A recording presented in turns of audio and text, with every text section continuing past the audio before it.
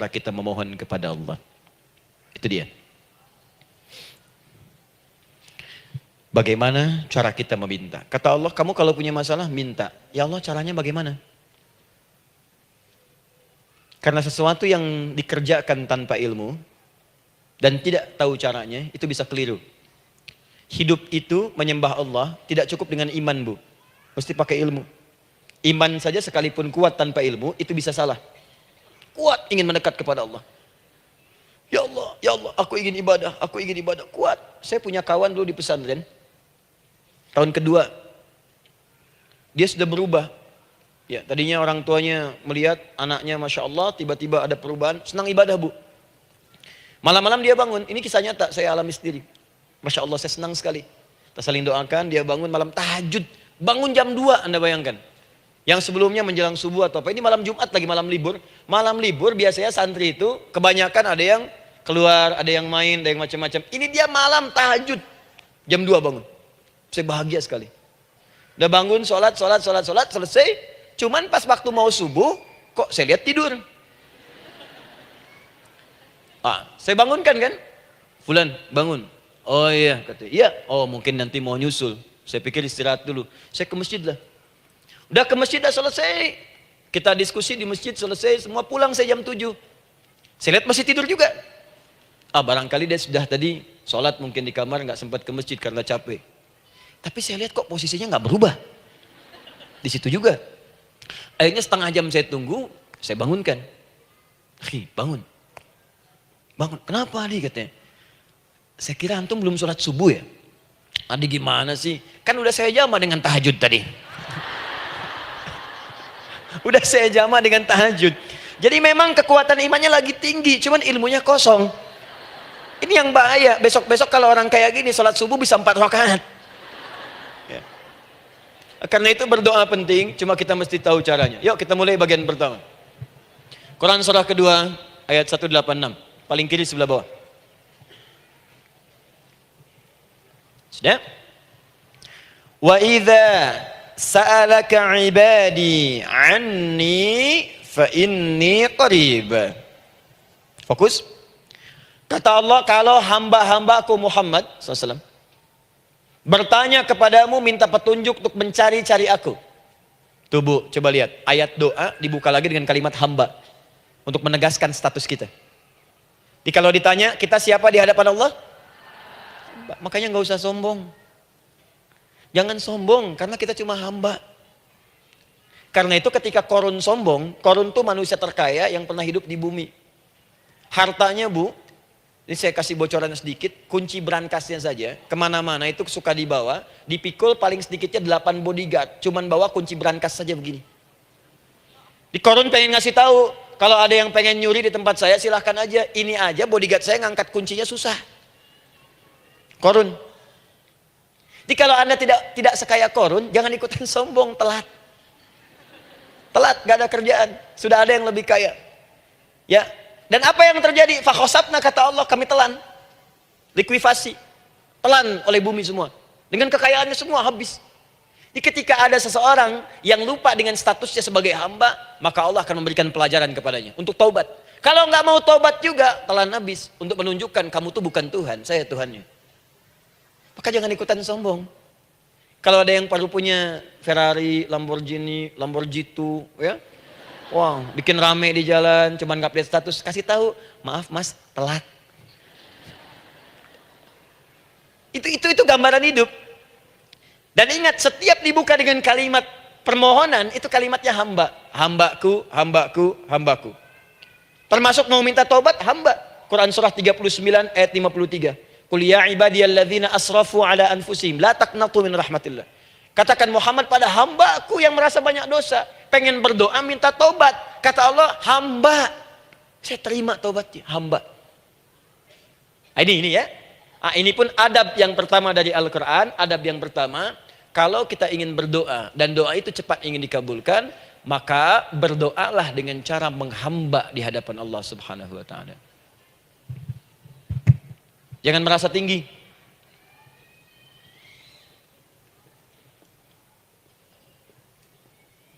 Saya turunkan caranya. Bagaimana cara menghamba itu dengan cara yang baik? Fokus. Wa idza sa'alaka ibadi anni, Muhammad SAW, jika ada hamba-hambaku bertanya padamu tentangku, ingin mencari-cari aku. Masya Allah, ibu maaf ya, biasanya kan kalau orang mencari Allah, ingin mendekat kepada Allah, entah itu datang ke masjid, bangun malam, biasanya motifnya cuma dua. Satu, ada kebutuhan, pengen berdoa, terus dekat sama Allah. Besok mau arisan, malamnya tahajud. Anak mau ujian baru puasa, kan? Suami ada proyek, nah, baru baca Quran, kan? Terus itu biasa itu, biasa. Jadi fitrah bu. Tumben jeng tahajud, fitrah. Itu biasa itu. Ya. Yang kedua, taubat dari maksiat. Taubat. Seorang taubat ke masjid, bangun malam, doa, itu biasa. Jadi kalau ada seperti itu tandanya kita hamba normal manusia. Fa inni qarib, kata Allah, katakan Muhammad SAW, katakan kepadanya, janganlah mencari, aku dekat. Dekat, jangan mencari, aku dekat. Jadi bu, ketika kita butuh Allah, langsung jawab oleh Allah. Kamu mau apa? Aku dekat. Itu secara psikologi memberikan ketenangan yang paling dalam. Saya belum datang di sini sampai jam 8, ibu tanya panitia, ustadznya mana sih? Ukhti, ustadznya mana? Jawaban pertama misalnya, ini belum jelas nih ustadznya. Gak ada kabar. Yang kedua mengatakan, tenang saja, ustadz sudah dekat. Maka yang kedua itu lebih menenangkan kepada kita. Ketika ibu mencari, ya Allah, saya sedang ada masalah, langsung dijawab oleh Allah. Tenang, aku dekat denganmu. Mau minta apa? Itu bu, jadi kalau ibu sedang punya persoalan, psikologi Al-Quran mengatakan, langsung rasakan Allah itu bersama kita, dekat, menunggu kita mau minta apa. Ibu punya masalah dengan suami, ingin mengadu. Lu kata Allah, saya dekat, kamu kenapa? Ada masalah apa? Ayo minta, ayo cerita. Mohon. Ibu punya masalah dengan anak. Ibu punya masalah dengan tetangga, di pekerjaan, kehidupan sosial. Kata Allah, saya dekat. Nah perasaan itu hadirkan dalam jiwa kita. Ini sekarang jarang didapatkan. Jadi kalau ada masalah itu, hal pertama yang dilakukan itu belum ingat Allah itu masalahnya. Di kebanyakan manusia itu kalau punya masalah, selalu ingin yang pertama itu solusinya. Bukan Allahnya. Kan pemilik solusinya Allah. Jadi kalau kita ingat pada yang memiliki, maka apapun yang kita minta akan diberikan. Bahkan ada orang yang saking ingatnya dengan Allah, sebelum minta sudah dikabulkan. Itu yang dahsyat. Nah, sekarang setelah kita paham tentang kedekatan ini, kemudian kita praktekkan. Jadi bu ya, maaf ya, ketika ibu punya masalah apapun, yang pertama diingat Allah. Allah, engkau telah berjanji, engkau pasti akan tepati. Ya Allah, sekarang aku ada persoalan. Nah, sekarang teruskan ayatnya. Ujibu da'watad da'i idza da'an. Ujib.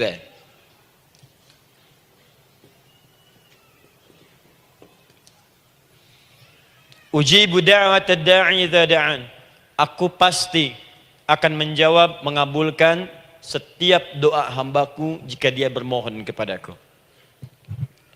Saya ingin ajarkan sedikit di gramatikal bahasa Arab. Ujib itu disebut dengan fi'il mudhari namanya.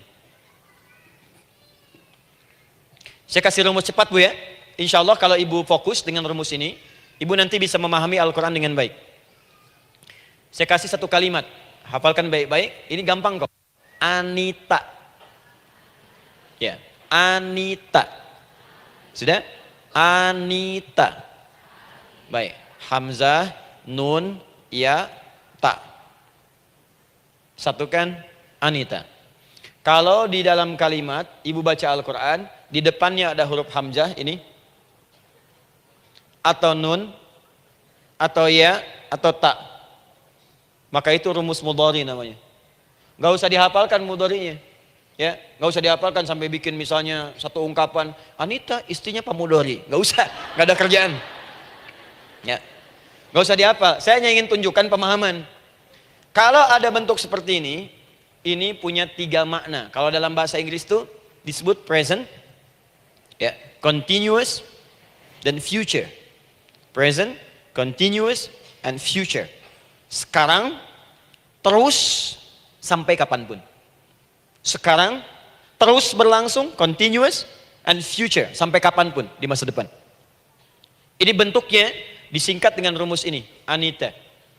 Di dalam konteks pengabulan doa, kata Allah, ketika saya akan kabulkan. Kalau kamu punya masalah, kamu berdoa, saya akan kabulkan. Nah, kalimat Allah saya akan kabulkan ini bentuknya menggunakan mudhari. Ada hamzah di depannya, ujib. Artinya apa? Kalau ibu sekarang berdoa, saya akan kabulkan, kata Allah. Terus kamu berdoa, saya akan jawab. Nanti pun punya masalah di masa depan, kamu berdoa, saya jawab juga. Jadi artinya tidak ada doa yang sia-sia. Semua doa, ingat, sepanjang kita butuhkan, pasti Allah berikan. Doa itu, sepanjang kita butuhkan, pasti akan dijawab.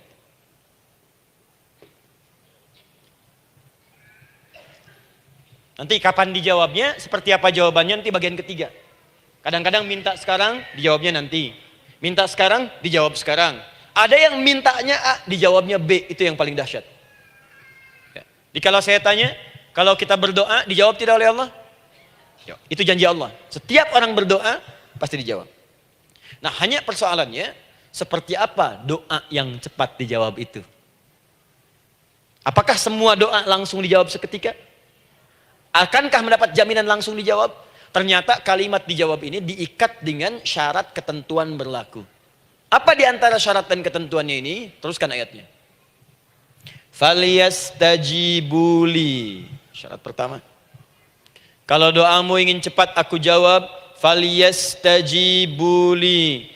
Maka engkau pun harus cepat merespon setiap seruanku. Jawab seruanku dengan cepat. Doa ingin dijawab oleh Allah, maka kata Allah, kamu pun harus menjawab setiap seruanku.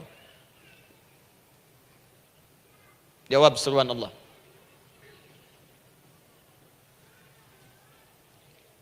Ayo respon, adil. Maunya dapat gaji aja, kerja nggak mau. Ya? Apa ibu pikir duduk manis, santai di ruangan tengah? Tiap bulan suami datang berikan uang belanja? Belum tentu. Kalau sikap tidak bagus, ya interaksi tidak mulia, maka belum tentu itu didapatkan. Maka syarat pertama kata Allah, kalau doamu ingin cepat aku jawab, maka setiap aku seru, cepatlah engkau kemudian kerjakan dan jawab itu. Jadi ternyata seruan Allah itu terkait berkelindan dengan pengabulan doa. Jadi ketika ibu diseru oleh Allah, diminta diperintahkan sesuatu oleh Allah, sebetulnya itu kunci untuk mendapatkan jawaban doa kita, Bu. Dipanggil kita, ayo cepat datang ke sini. Mau minta apa? Minta, saya kasih. Apa di antara kunci doa itu, Ustaz? Yuk kita lihat. Adalah jawaban dari seruan Allah. Apa di antara seruan Allah itu? Saya beri contoh satu misalnya. Allah perintahkan kita untuk sholat. Bahkan diseru, diingatkan 5 kali dalam sehari. Sholat. Bukankah kita diseru, Bu? Dipanggil 5 kali sehari untuk sholat? Allahu Akbar, Allahu Akbar. Ya? Diingatkan kan? Ayo ingat Allah, ingat Allah, ingat Allah, ingat Allah. Allah Maha Agung, Maha Besar semuanya. Dan seterusnya. Perhatikan baik-baik. Apa tujuan Allah menyeru kita dalam sholat? Ternyata bukan ingin memberikan beban ruku dan sujud. Bukan sujudnya yang penting. Karena semua makhluk tidak sujud pun tidak akan menurunkan status Allah sebagai Tuhan. Allah tetap Allah, gak ada ruginya.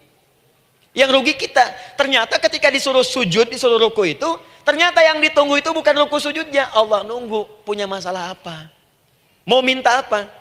Karena itu dalam ilmu fikih, ibu buka semua kitab fikih. Salat itu secara bahasa disebut dengan doa. Nama lain dari doa adalah salat. As-salatu hiya doa. Salat adalah doa. Karena itu semua bacaan dalam salat doa semua. Coba lihat. Baru takbir Allahu Akbar, doa iftitah. Al-Fatihah doa, Bu, jangan dikira Al-Fatihah nggak ada doanya. Nih, nanti saya berikan cepat ya. Ini highlight dulu. Highlight dulu. Dalam salat itu ada 4 keadaan. Ingat ini baik-baik. Nanti ibu manfaatkan, minimal zuhur lakukan. Ada berapa keadaan? 4. Ada 4 posisi, 4 keadaan dalam salat. Yang kalau ibu berdoa benar, meminta di situ dengan benar, itu seketika akan dikabulkan. Seketika. Satu, saat berdiri. Berdiri. Dua, saat ruku'.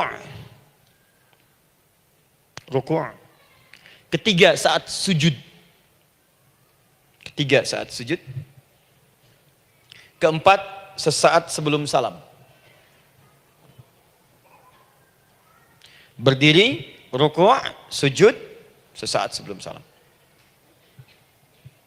Baik, sebelum saya bahas lebih jauh, saya ingin sampaikan dulu. Jadi ternyata ketika kita diminta oleh Allah menunaikan sholat, itulah cara kita memohon, Bu. Itulah waktu kita meminta. Dan dahsyatnya dalam sehari itu 5 kali ditungguin, Bu. Mana ada manusia di muka bumi ini buka pintu rumahnya 5 kali sehari cuma untuk memberikan apa yang dibutuhkan. Sesoleh-solehnya Ustadz, gak ada yang mengatakan, ayo 5 kali sehari datang aja ke rumah saya. Kalau butuh apa-apa ambil. Butuh kulkas, ambil kulkasnya. Butuh TV, ambil. Gak ada begitu. Allah itu maha baiknya, 5 kali sehari dipanggil. Dari subuh sampai zuhur. Kita bangun tidur aja, punya masalah nggak? Ayo minta, disuruh sholat 2 rakaat. Dan sholatnya nggak usah banyak-banyak, 2 rakaat aja dulu, supaya nggak ada beban. Itu pun kadang-kadang masih lupa berapa rakaat kita sholat. Ya. Ayo sujud, disuruh minta, punya masalah nggak? Terus dari subuh sampai ke siang, dipanggil lagi. Punya masalah lagi nggak? Disuruh zuhur 4 rakaat. Karena waktunya cukup panjang, suruh 4. Ayo minta. Ada masalah apa? Minta sujud kita. Minta mohon. Dari zuhur ke asar, ditanya lagi, ada masalah nggak? Panggil lagi. Ke maghrib sampai ke isya sebelum tidur. Supaya tidurmu enak, masalah nggak ada, tenang, nikmat, nyaman istirahatnya. Ada masalah nggak? Disuruh sholat lagi. Jadi kalau orang paham sholat itu kunci kebahagiaan, dia akan senang menunaikan sholat. Makanya ketika ibu bertanya, kenapa saya sholat? Dijawab oleh muadzin, hayya 'alas shalah, ayo sholat. Kenapa sih sholat?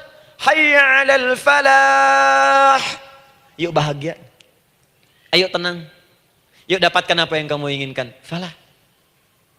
Jadi kalau orang paham sholat itu menyelesaikan persoalan, tentu orang akan berbondong-bondong semangat untuk menunaikan sholat.